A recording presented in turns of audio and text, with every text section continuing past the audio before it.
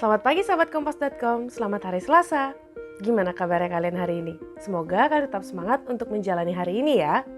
Nah, untuk menemani kalian pagi ini, Lois mau kasih rangkuman 3 pernyataan menarik dari sejumlah peristiwa yang menjadi sorotan pada Senin 5 Juni 2023. Yang pertama, Sekjen PDIP Hasto Kristianto menjawab soal elemen of surprise yang mungkin ada dalam Rakernas 3 PDIP pada 6-8 Juni mendatang.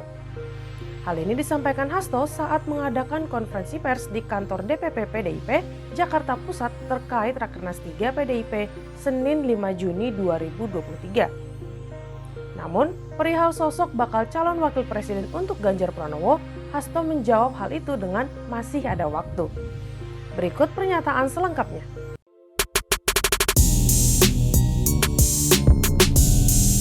Ini kan kita tahu bersama nih kalau misalnya jam ada acara PDIP jadi biasanya ada Ibu Mega selalu menyampaikan element of surprise kan.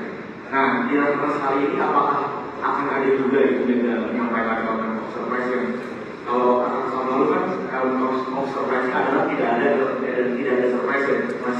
Apakah tahun ini juga mungkin apakah pengumuman soal cawapres atau apakah gitu mungkin bisa disampaikan Mas? Terima kasih sebelumnya. Kayaknya hasil tadi malam gitu ya.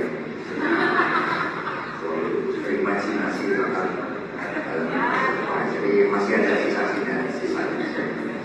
Jadi tentu saja justru ini kan banyak mengatakan UPD ini anti mainstream ketika semua berbicara elektoral, berbicara politik, pencitraan. Kami kembali pada hal yang sangat prinsip.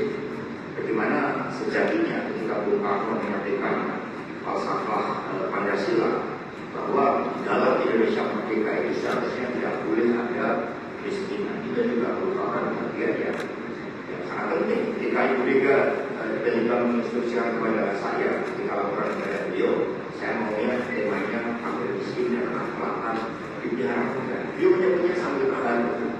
Ini pun sudah menunjukkan bahwa kita tidak boleh lagi main-main terkait dengan mandat ideologis dan mandat konstitusi.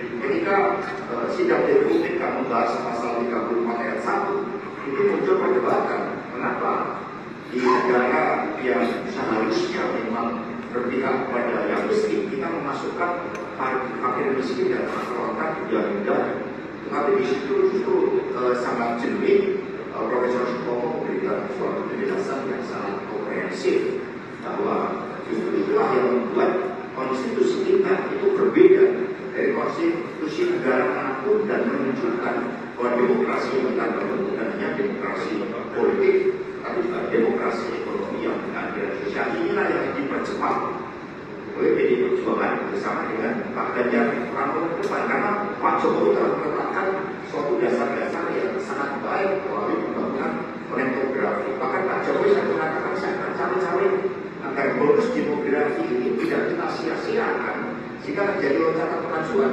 Ya sepertinya PDI Perjuangan yang memang menangkap hal tersebut.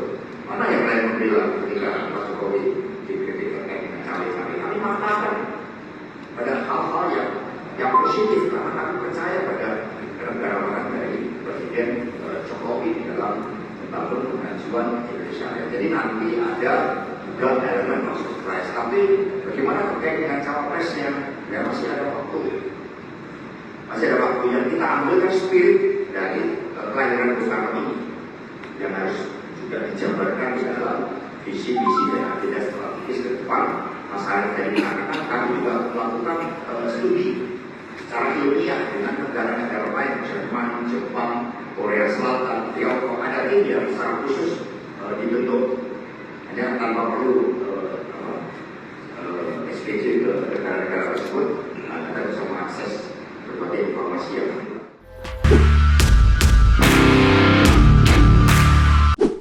Yang kedua, pakar hukum tata negara Denny Indrayana mengaku dirinya dimintain tolong oleh Menko Polhukam Mahfud MD untuk membantu baca pres Anies Baswedan agar dapat menjadi capres 2024. Denny menyebut alasan Mahfud dibalik perintah ini adalah agar demokrasi di Indonesia menjadi lebih sehat. Namun, Denny mengaku tidak tahu apa yang melatar belakangi Mahfud MD menyatakan hal tersebut. Berikut pernyataan selengkapnya.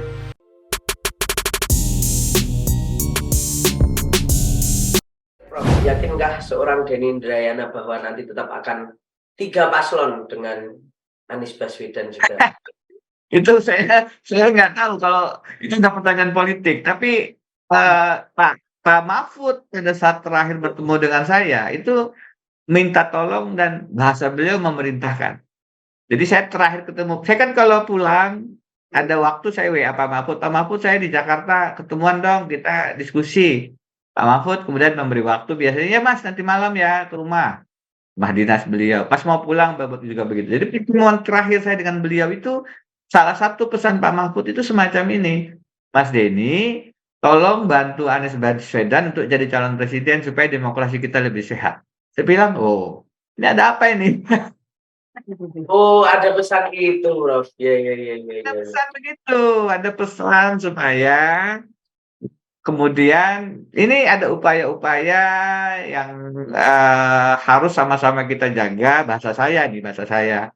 Sehingga beliau bilang, oke, Mas Denny, dan itu sudah dipublikasikan Pak Mahfud di mana-mana juga. Saya perintahkan Denny Indrayana untuk membantu Anies Baswedan kok supaya demokrasi kita lebih sehat, kata beliau. Jadi saya bisa bicara ini karena juga beliau sudah bicara hal ini di beberapa tempat gitu. Lalu yang terakhir, masih soal Mahfud MD. Ia pun mengaku tak hanya meminta tolong pada Denny Indrayana, tetapi juga kepada Presiden PKS Ahmad Syahiku. Mahfud menilai jika Anies tak mendapatkan tiket ke Pilpres 2024, pemerintah pasti dituduh telah melakukan penjagalan. Ia pun menegaskan pemerintah pasti tidak akan campur tangan dalam menentukan siapa capres yang akan maju ke Pilpres 2024. Berikut pernyataan selengkapnya.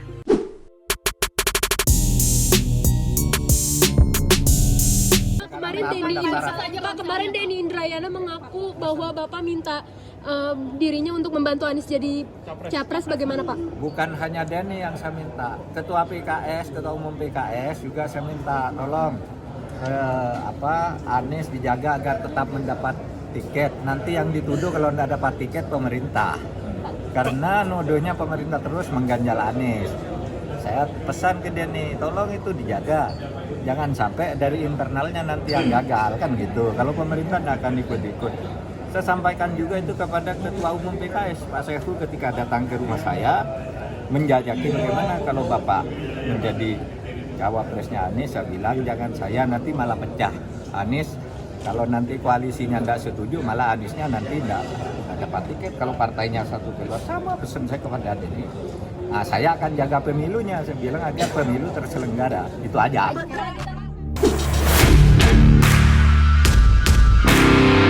Nah, itu dia top 3 quote highlight versi kompas.com.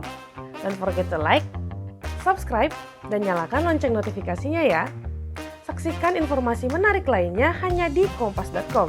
Jernih melihat dunia.